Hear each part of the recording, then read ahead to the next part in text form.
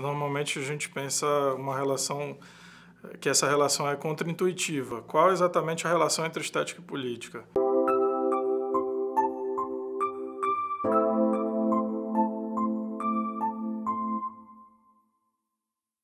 Isso tem a ver com um pouco a historicidade do termo estética. A gente está habituada, né, nós estamos habituados a relacionar a estética à beleza, o que na história da arte, por muito tempo, era o que justamente correspondia. Mas quando a gente fala sobre a relação entre estética e política, a gente está falando, na verdade, sobre a dimensão estética da política, sobre aquilo que a estética indica como a experiência dos sujeitos, a relação entre os sujeitos, e como há uma dimensão afetiva na política também. É como se a gente estivesse dizendo assim, olha, antes da gente pensar a política na arena discursiva, antes da gente pensar a política em termos de instituições e de negociações de sentido, a gente precisa pensar que a política nasce, na verdade, a partir da experiência das relações entre os sujeitos. E da maneira como eles se afetam mutuamente, na maneira como eles constroem um mundo ao seu redor e constroem todo um jogo de relações.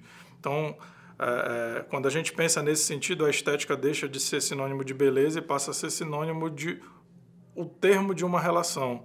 Quando a gente fala de estética, na verdade, a gente está falando do patos afetivo, da maneira como os sujeitos se afetam-se a si mesmos e aos outros, a partir da maneira, do modo como eles agem no mundo. E se a gente for relacionar isso com a política, a gente tem que entender que a política nasce, na verdade, dessas experiências de afecção, da maneira como os sujeitos se afetam entre si, se deixam afetar pelo mundo. Então, é como se a gente estivesse defendendo que há uma gênese estética de todo o processo político. É preciso, para que a gente pense num problema político ou numa ação política, é preciso que primeiro os sujeitos se afetem, se deixam afetar, sejam afetados e vivam uma experiência. Em geral, se a gente está falando dentro do nosso próprio contexto histórico, a gente está falando de um tipo de experiência afetiva relacionada a sofrimentos, relacionada a violências, relacionadas a exclusões, relacionadas a violências simbólicas, formas de opressão diversas. Isso tudo, de alguma maneira, compele os sujeitos a reagir e a fazer das suas próprias experiências, muitas vezes, uma experiência que tem gênese política. E essa gênese política, e aí agora passando do termo estética para o termo política, a gente está dizendo nada mais do que falar sobre as possibilidades que os sujeitos têm de mudarem o mundo ao seu redor, de constituírem laços e de que esses laços tenham as possibilidades de agir e de transformar o mundo ao seu redor.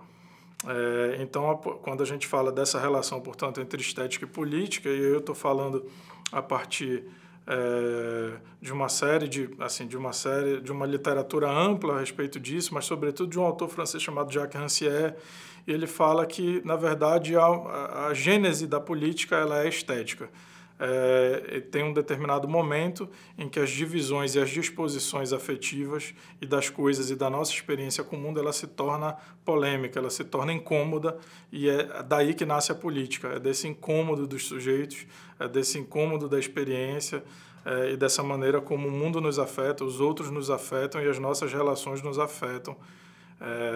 E é daí que nasce essa relação, que pode ser uma relação que tenha frutos, tenha consequências concretas, ou não, ou que possa se repetir, possa inclusive se estruturar historicamente e se manter até que ela consiga explodir, né? Eclodir, e aí em ações políticas diversas.